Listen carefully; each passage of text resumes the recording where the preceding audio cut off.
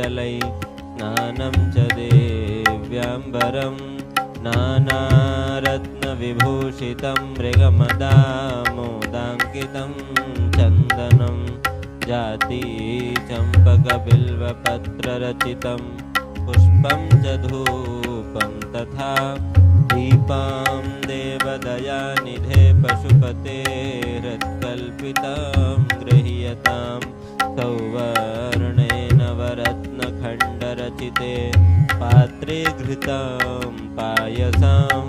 भक्ष्यां पञ्चविधं पयोदधियुतं रम्भाफलं पानकम् आत्मा